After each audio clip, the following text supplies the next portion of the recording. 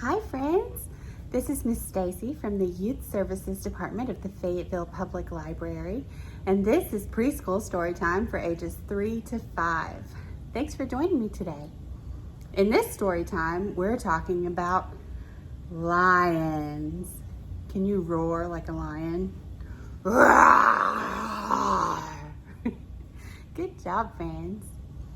If you wanted to sign lion in American Sign Language, you would turn your hand into a claw, and then you would pretend like you were raking your claw through your mane like this. Lion. Good job, friends. Let's sing our hello song.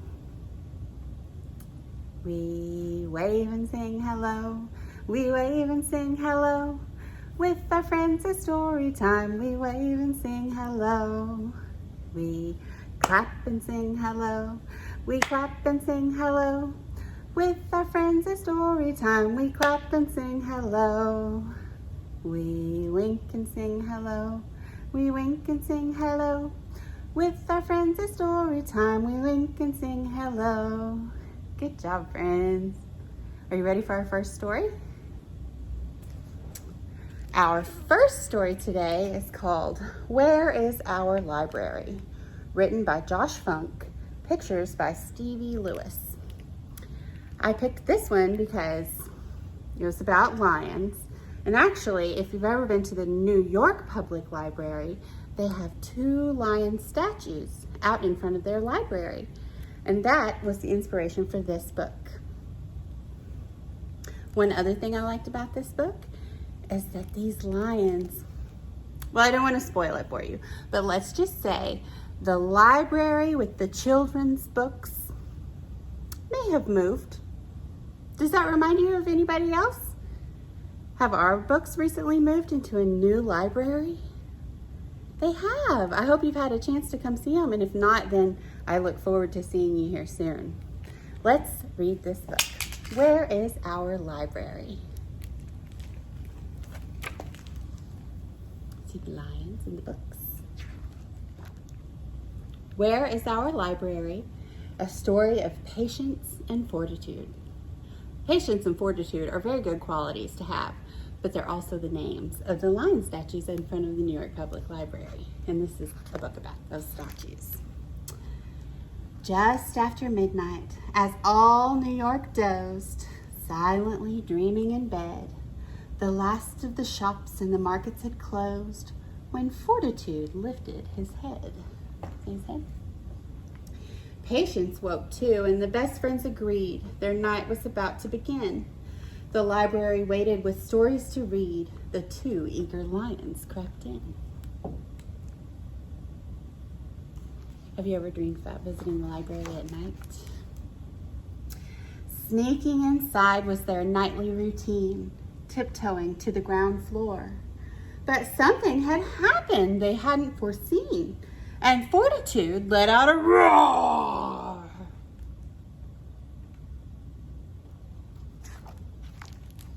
The children's room looks rather different tonight, Patience said. What's going on? Fortitude twisted his head left and right, then blurted, "The books are all gone." Fortitude gallantly rose to his feet. "Follow me, I've got a plan." Where are all the books? Hastily, both of them rushed to the street, and hidden in shadows, they ran. Fortitude yelled, "See the lights, look up there!" That's where the books have been taken. But when they arrived in the heart of Times Square, he realized that he'd been mistaken. Look at all the lights in Times Square.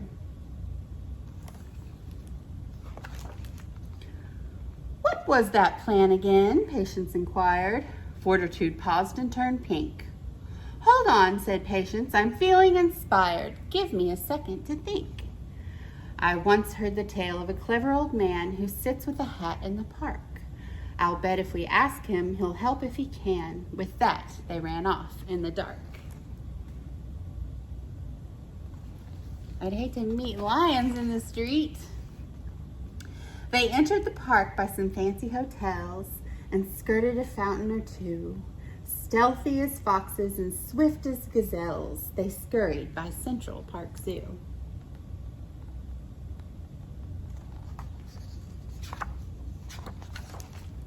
Over a hill by a boulder and bridge, a carousel ride and beyond.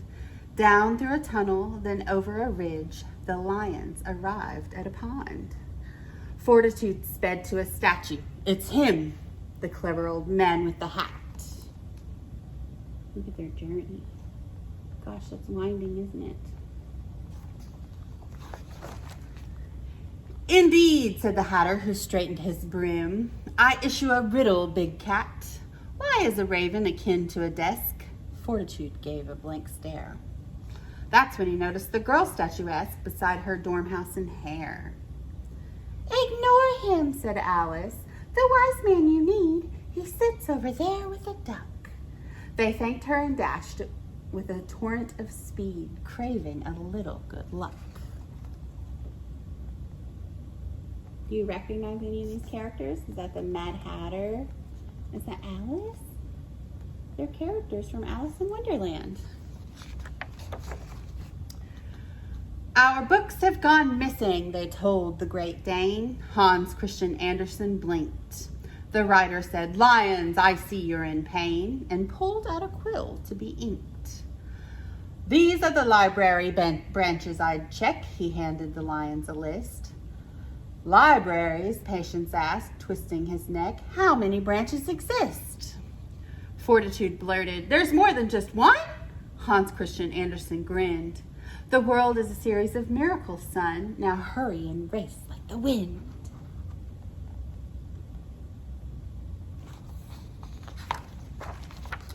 Patience and Fortitude searched many places. Libraries came in all sizes.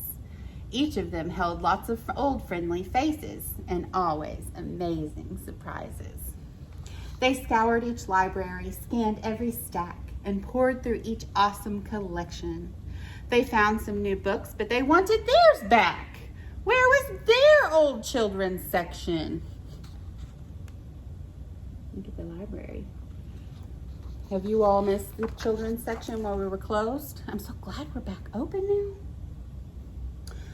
From Harlem, they flew up to Washington Heights and down to the Upper East Side.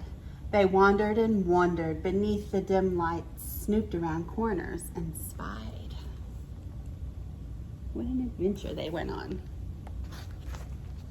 In Lower Manhattan, they combed every block. How would they find what they need? Fortitude roared as he looked at the clock. Give us more time, Patience pleaded.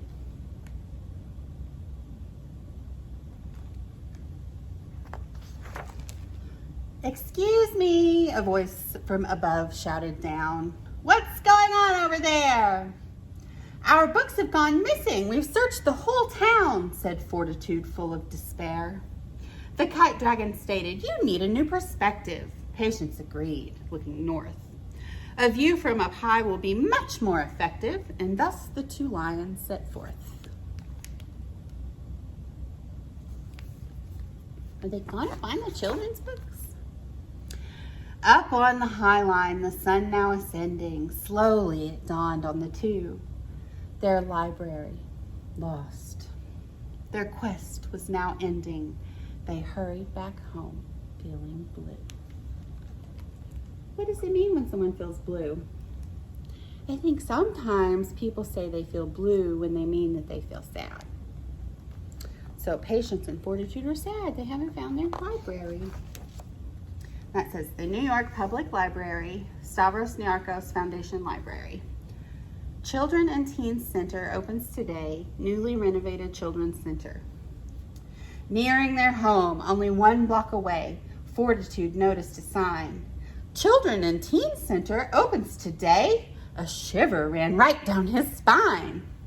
The old Children's Center, it seemed that it's moved, Patience began to explain. And that's why the signs have said new and improved, said Fortitude, stroking his mane.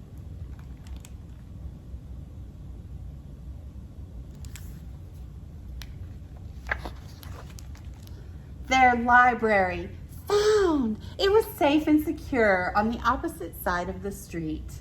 But the lions were thrilled with their citywide tour, for finding new worlds is a treat. Isn't that lovely? And look, there's patience and fortitude surrounded by books, just like they love. The end. Okay, friends, let's sing a song now. This song is called I'm a Lion, and it's set to the tune of Three Blind Mice. I'm a lion, I'm a lion, hear me roar, hear me roar. I love to sleep out in the sun and chase other animals just for fun. In all the jungle, I'm number one. I'm a lion. Let's sing it again. I'm a lion, I'm a lion, hear me roar, hear me roar. I love to sleep out in the sun and chase other animals just for fun. In all the jungle, I'm number one. I'm a lion. Good job, friends.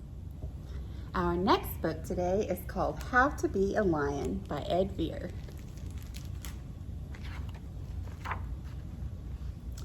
Ed Veer, How to Be a Lion. The world is full of ideas. Big ones, small ones, good ones, bad ones. Some think this, others think that. Some say there's only one way to be a lion. They say, what do you see?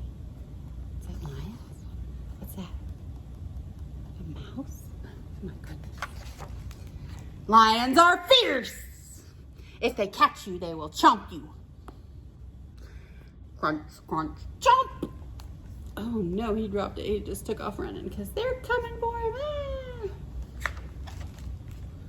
They say a lion can't be gentle. Well, they haven't met Leonard. Leonard loves to walk by himself, feeling the sun warm his back and the grass under his paws. Look how happy he is watching the butterflies. Some days Leonard walks to his thinking hill. Sometimes he thinks important thoughts. Sometimes he daydreams.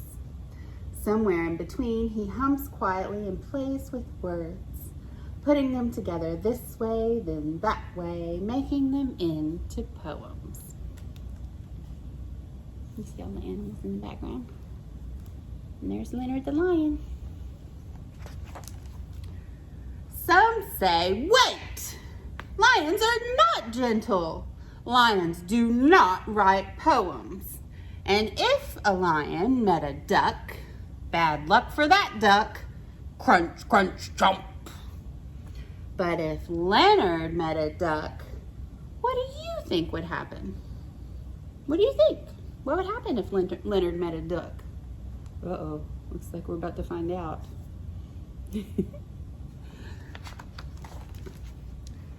Hello, I'm Leonard, said Leonard. Hello, said the duck. I'm Mary Ann. I'm writing a poem, said Leonard, but I'm stuck. Will you help me?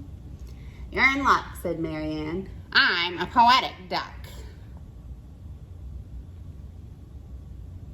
Together they played with Leonard's poem until the words came unstuck.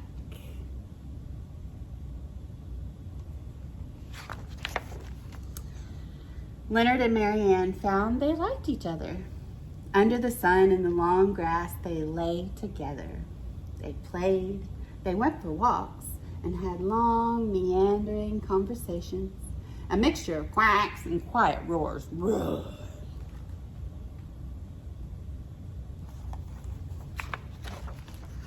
At night, they watched for shooting stars and made wishes if they saw them. Do you think the universe has edges? Quacked Mary Ann. If it doesn't, said Leonard, will we all fall out? Together, they are happy. They wish for nothing more than this. Some say that a lion should have chomped a duck by now.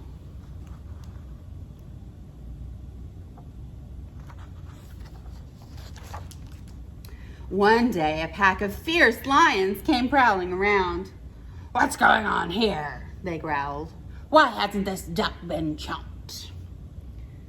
This duck is Mary Ann, said Leonard. She's my friend and nobody will chomp her.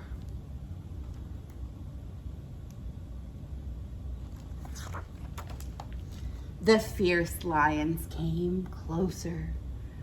We heard you're gentle. We heard you make up poems. But not chomping a duck? You've gone too far. The fierce lions growled and roared. There's only one way to be a lion.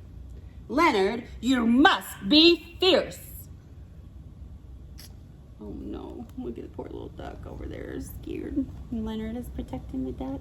And these lions should be a certain way, Leonard. Oh man, look at how sad Leonard is right there. There's the duck. Must I be fierce, said Leonard. Must I change? They're wrong, quacked Mary Ann, and we'll show 'em why.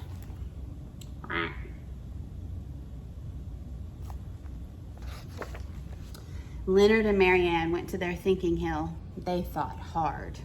After a while, Leonard hummed a serious hum. An idea started to form. Mary Ann quacked a serious quack, quack. The idea grew. They put their words together like this, like that, building them into a poem that made sense of what they thought. Finally, they were ready. What are they ready for? Leonard took a deep breath.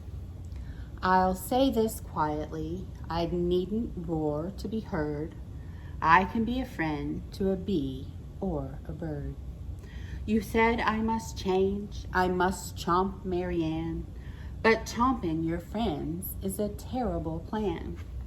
Let nobody say just one way is true. There are so many ways that you can be you.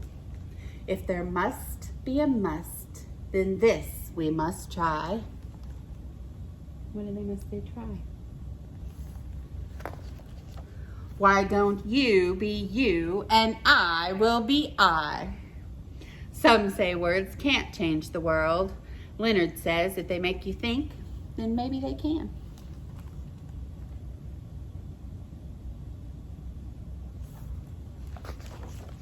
Is there just one way to be a lion? I don't think so. Do you?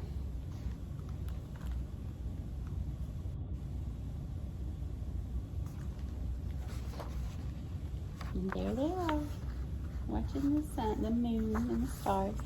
It says, this book is for those who daydream and those who think for themselves. The end. Okay, friends, how about some finger play? Get your fingers ready. We're going to do a rhyme about lions. 5 little lions out for a stroll. One tripped on his tail and started to roll. He bounced on a rock and landed with a growl. How many lions are left to prowl? 1, 2, 3, 4 lions. 4 little lions out for a stroll. One tripped on his tail and started to roll. He bounced on a rock and landed with a growl. How many lions are left to prowl? 1, 2, 3. 3 lions. 3 little lions out for a stroll. One tripped on his tail and started to roll. He bounced on a rock and landed with a growl. How many lions are left to prowl? 1, 2. 2 little lions out for a stroll. One tripped on his tail and started to roll. He bounced on a rock and landed with a growl. How many lions are left to prowl? 1 little lion out for a stroll. He tripped on his tail and started to roll. He bounced on a rock and landed with a growl. How many lions are left to prowl? I don't see any. There's none left. Good job, friends. Our last book today is called The Little Lion Who Lost Her Roar by Jetta Robard. Little Lion woke up feeling very odd. You brushing your teeth? She opened her mouth, but found that her roar was missing. Every morning she tried, but all that came out was a tiny roar. Oh no, where's her roar? So Little Lion decided to look for her roar. Lion heard the traffic roar,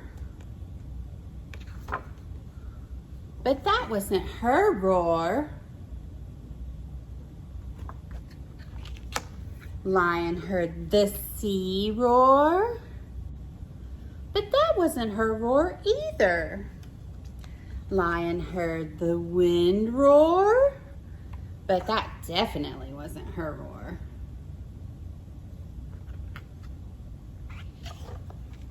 Little Lion was tired from her long search. It was time to go home. And when Little Lion saw her mom, she was so happy, she let out a loud roar. She had it with her all along. Isn't that cute? The end. For today's craft, we're going to be using disposable forks to paint a lion. Here's how you can make your very own lion painting. I used orange and white paper, scissors, a pencil, marker, disposable fork, orange paint, and a little glue. I used a round item in the room to draw a circle, and then I cut out 2 little round eyes.